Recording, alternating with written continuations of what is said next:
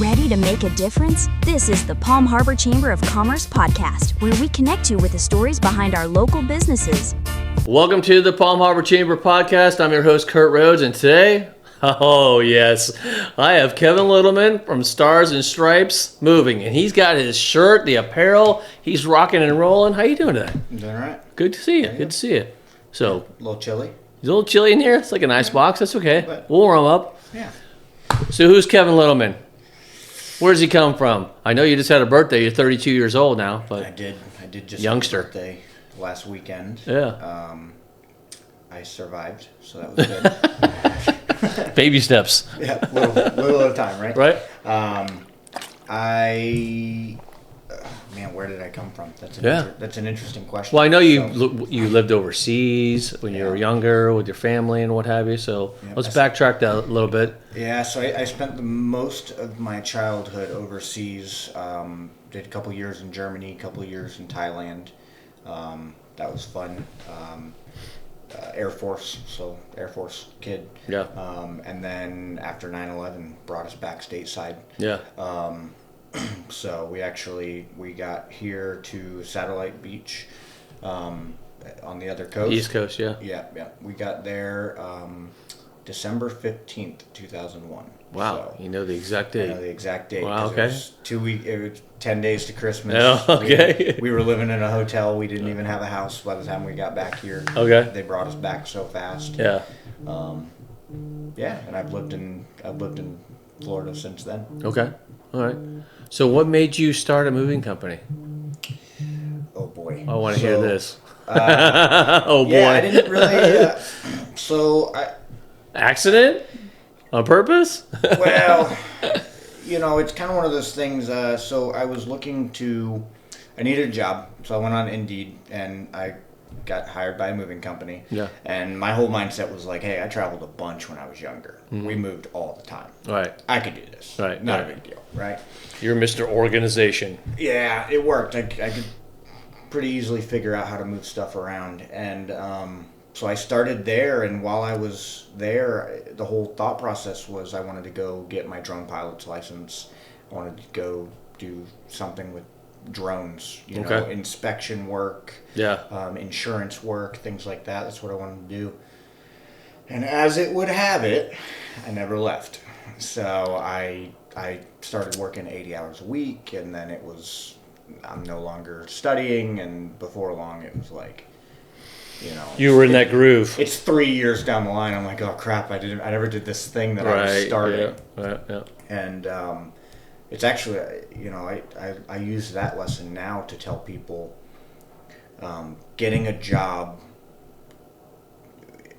to hold over while trying to get another job is sometimes not the best thing to do. Right. Because sometimes that job you got that was supposed to be temporary Yeah. becomes way longer than you thought. Might mess up your ambition Yeah, of being like an inspector. I don't want to say in hindsight because I don't really regret it, but I probably should have just focused a lot harder on doing the drone stuff instead. And before long, I was deep. So I spent quite a few years there, worked my way up to be one of the most senior guys there. Was doing basically all of the long hauls, the out of towns. Okay. So how do you think you got there that fast, though? Because again, you're very young, so you would think people with a little bit more years under their belt would take that title, but it seems like the opposite. Well, yes, and you would think that. It was interesting because there were definitely more senior guys than I. All right. As in they had been there a lot longer. But I can't really point to any one thing. I just never said no. So, Okay. and then I'm a very detail-oriented person. I like things exactly the way that I believe they should be done. Right. And that does come to a benefit. So one of the things, the prior company that I worked for, they had a very bad record with DOT. So, and DOT officers would tell you, like, hey, we see your truck, we're pulling you over. We know it's bad. We know it's a guaranteed ticket. Right. And so That probably didn't sit well with you. It did not, but it was a good opportunity, because what it did was it made me make sure all of my stuff was ironed out. Everything was done to the T. Right. Then when I got pulled over, it was fine. I knew everything was right. I don't have anything to worry about because Right. I've done everything correctly. Right. And where that comes to be important is you also get good ratings. If you get pulled over and everything's good, it's a good check mark. Well, you can pull yourself out of that hole Right. by having enough good inspections. Okay. And so basically I got us within good standing with DOT by just having good inspections constantly. One of the things that is very difficult to do when you're in my industry is tell the boss, like, hey, I'm not doing that. But it's important. So one of the things that I made a regular thing was if I thought a truck was too heavy, before I got too far away, I'd stop at a scale and just weigh it. It cost $12. But it's a hell of a lot cheaper than when you hit the scale and you're overweight and you're 2.5 hours away and now you're waiting for a guy to bring you a truck. Right. And, so just being very detail oriented, making sure things are done in a very specific way. I know a lot of people, they want to give Department of Transportation a lot of grief, but there's a reason why they do it that way. Yeah. So. Yeah. Interesting. So now let's talk a little bit about Stars and Stripes. Used to be Care Package Services, and then we moved into the new branding of the Stars and Stripes Moving. So how did that come about, though? Changing the name. Yeah, so I guess it would be about 4 years now, 2021, I want to say like April 2021, my foster father died. Okay. Due to cancer. And the funeral services were going to be on Saturday, and I basically told them, like, hey, I will not be here. I have to travel to the other coast, and I have to go to this funeral and everything like that. And sometime during that week, my manager at the time, he goes, hey, I know you have that thing on Saturday, but we're really understaffed. And it was like, well, that thing is a funeral, and no. So that was really difficult because you put a lot of energy, you put a lot of time in with the company, and you would think that something like that is super well respected. Like, there's just no world in which that conversation should have happened. No, yeah, I believe. And I agree with you. And so it did not sit well with me. When I came back on Monday, I immediately changed my availability. I was like, I got to get out of here. Yeah. So it definitely rubbed me the wrong way. And it... Working for those various different companies back then, I don't know how many there were, but did you see yourself being your own owner? Because you learned so much of what not to do, you knew what to do because you have a very strong regiment. Yeah, there were some opportunities. So I worked for a franchise, and so there is an opportunity to move up the ranks. They always like to say they hire within, but it's not always the case. Right. Typically, what happens is you do really well, and then an operations manager position opens at another franchise. They had one that opened for the Miami franchise. I'm just not living in Miami. Right. And so it was never even a thought at that point. So did I think, I back then I would have thought that I would have ended up in the office, and I probably would have worked my way up and maybe ended up in like a GM position or something like that. That would have been the goal. Yeah. But it's just kind of the way that the chips fell. So at that point, I was already doing some side jobs. I had enough people that knew who I was, and they were asking me to, do stuff on my off days. And so I was doing stuff on my off days, and then it was like, well, I can do this. Right. You know what I mean? You started seeing the light at the end of the tunnel. Going, I got to do this myself. Well, there's little things that's just. Everybody has an idea of what it would be like to be the owner. I'll do whatever I want. And there are absolutely things that we used to do that I did not understand that I do understand now. No, yeah. Right? There are some things like that, but there are other things that just from a consumer standpoint. So I always try to encourage people, like, yes, you're the owner, Right. but consider yourself a consumer also, right? So this company that I worked for, I didn't get paid enough that I could even hire my own company. You know what I mean? Yeah. And so that was some things that didn't sit well with me. When you work for a large corporate, you get these penny pinching, and I get it. I absolutely understand it because I can see the numbers on my back end, and Right. but there's certain things that don't make sense. When you forget to order supplies, then you get to go pay retail prices, whether it be U-Haul, Lowe's, Home Depot, whatever the case may be. You don't let the customer be inconvenienced for pennies on the dollar because your supplier is cheaper, right? At that point, it's like you're not only screwing the customer, but you're screwing the crew. Yeah. Things like that. Penny pinching has its place, but it doesn't. It shouldn't exist when it's a direct result of something that you did.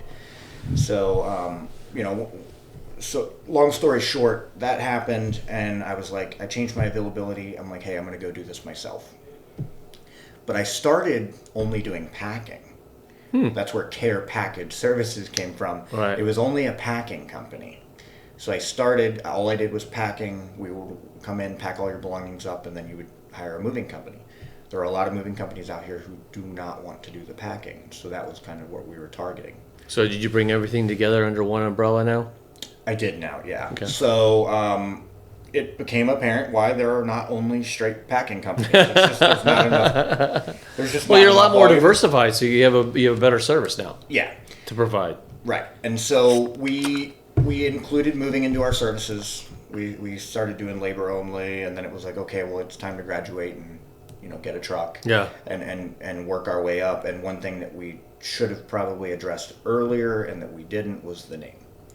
So Care Package Services, it's a good Well, name. you started as packaging, so Yeah. I mean that made sense. Yeah, But but now as we you've grew, we evolved needed to and change it, yeah. Exactly. Yeah, so from a branding marketing perspective, we always wanted something that had moving in the name. No, great move. A and- great name. I mean, red, white, and blue, and Yeah, I grew up military brat. Yep, What I mean? yep. I'm good for you. Yeah, Good for you. So, what areas do you cover? Pinellas, Pasco, Hillsboro, and we'll even go out to like the Dade City, Hernando area. Okay. We prefer to originate, and we'll go down to Manatee also. So that's Bradenton, Sarasota. Yep. We prefer to originate here and take somebody there. Sure. But it is not unheard of to go somewhere and bring them back to this general area either. Okay. It kind of...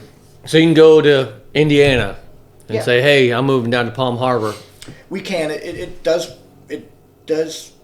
present different challenges. Right. So when I'm here, I can actually put eyes on it. I have a good Right. idea of how many trucks it's going to require. Okay. Right, and I'm able to adapt quickly. When you do a move like that back here, you're renting a truck. You're hoping Right. it's going to be there when you get there. But your ideal customer is From originating here from to here there, yeah. to. Yeah. Okay. But we've done where we go up to Panama City Beach and bring them back here to Palm Harbor. Okay. So Yeah. Now, website. What's your website? starsandstripesmoves.com. Stars and Stripes Moves.com. Moves.com. Yeah. Phone number where they can contact you. 727-266-0586. Okay. And you, what social media platforms are you on? I know you're on Facebook. I believe you're on Instagram.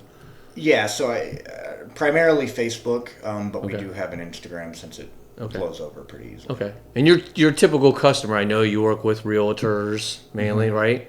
Yeah. And so, just curious because if I'm not mistaken, you really work a lot off of referrals. Is that correct? Yeah, I actually, to this day, I have no ads paid for. That's incredible. Good for you. Good for you. That was actually one of the things when we were rebranding was we were thinking ahead, Yeah. SEO and things like that. That was part of that, Right. is we may do that down the line. But right now, I really enjoy the referral, personal, one-on-one word of mouth kind of way. And that's kind of the segue into being a chamber member. Yeah. So when did you become a chamber member? I think it was this is your 4th year? I think this is year 4. Is the year 4? Okay. So it would have probably been late 2021. Yep. In fairness, it was either you or Nancy Stahlbaum. I'm not entirely sure. That's okay. No, we're not here to take credit. It's very interesting of how. Well, I just don't remember who and what the first event was. It's 4 years ago. I know, Yeah. you're young. You shouldn't remember that. Probably an open house. You know? Maybe. Yeah, so you became a member when you were 28 years old, and you got 4 years under your belt. Yeah. So why do you think you joined the chamber, though? It wasn't because of me and Nancy. No, it definitely wasn't. Right. Again, I don't quite recall exactly what event it was, but you know, there's a socializing aspect of it that's nice. You know, there are some networking groups that are very rigid. You know, you have people walk up to you like, "What do you do?" and they want to do this salesy thing. The sales right off pitch, the bat. yeah. And Different vibe from a chamber, I think. That's my opinion. Big difference. So Yeah. the chamber, I never felt like that. Like you'd walk in, everyone wants to talk. Hey, how are you? Where are you from? You know, it's More just at home feel. Yeah, it's less Yeah. like you're constantly being sales pitched to. Yeah. Right. And I liked that, right? And even more so because I'm almost certain that the first event was, you know, like a Palm Harbor Fest or one of the open houses that we were doing out front here. Okay. And people are just hanging out. They're not trying to sales you. Right. It's, you know, and so... Building relationships, figuring out what you do, how you do it, and it's much, who you are. Yeah, it's much easier over a hot dog and a beer, you Yeah. know, so...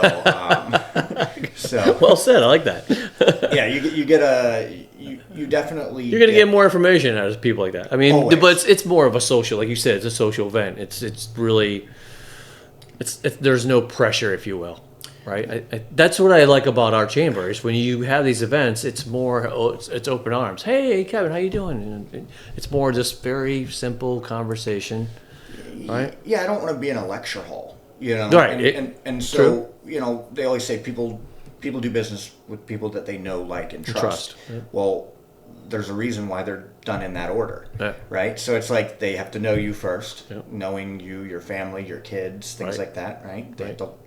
I'm sure by then they like you. You're right. And Or then they eventually don't. they will trust you because they know those first. Right. And that's, I think, something that people get lost when they start networking and they just want to jump right into a sales pitch. And that's what I want our audience to understand. I think the successful chamber members really pay attention to understanding the person that they're talking to and how they can help that person. Yeah. Versus, hey, what do you do? Oh, you want to move kit? Well, I own ABC and I do this and I do that. Yeah. It's kind of turn-off-ish. Yeah. That's even a metaphor. But it doesn't work. That's why I'm saying to our audience, that's what the chamber is about, is really kind of helping you be a little more diversified and networking, showing off your brand, helping the community. Yeah. And one thing that people need to understand is that, you know, when it comes to branding, we can think shirts, we can think pieces of paper, we can think our website, our Facebook, all of that, right? What they don't understand is that the most important brand is your face. And so you have to be consistent and show up to events consistently for people to, Yep. they go, oh, the mover's here. Oh, I have somebody who's moving. But also what's coming out of your mouth as well. Yeah, I think it's very important yeah, to really hold yourself accountable for what you do. always. You know, you own your own company. I own my own company. I mean, when you go out to social events and you have a couple drinks and you know have the hot dog and beer like you said before, Yeah. you're getting that social between us two, right? Yeah. But when it comes to business, it's a different. I think it's a different animal. Yes, I'm still working with Kevin, Yeah, but I know from a trust standpoint that Stars and Stripes Moving is very affordable. You have great customer service. You have great communication. yeah. I don't really need to say much more. Well, and But some people have to learn that and understand what you're all about. So, I mean, we moved your office last Yeah. time. We moved some furniture around your office, but it was probably 2 years after you knew me. So Right. you had plenty of time to, Yeah. like, hey, Yeah. No, you know, that's and so that is one of those things. But the inverse to that is like your family is going to take your referral very strongly from there. true. Very true. And yes. so it's, even though somebody may not know me, if they have a direct relationship with somebody who knows me well, Right. that referral goes a long way. It does. So, And it's very important. yeah. Because that's really a hat. That's pretty much taking the hat off for you, because you've done such a great job for yourself that if I had to refer you to Mike and John over here, Yeah.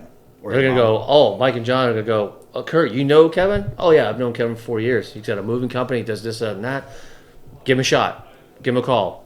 Let him educate you. Let him figure out what he needs to do to earn your service. And 9 times out of 10, that person is going to call you to have that conversation. So I think that's where I think the chamber really comes into play. It's very important to understand what our members are doing Yeah. and what do they do behind the scenes. So let's throw out the website again. Stars and Stripes Moves.com. Moves.com. Phone number? 727-266-0586. I know we only have a couple minutes left, but what's one thing that you would say to our audience that are listening? Why would they become a chamber member?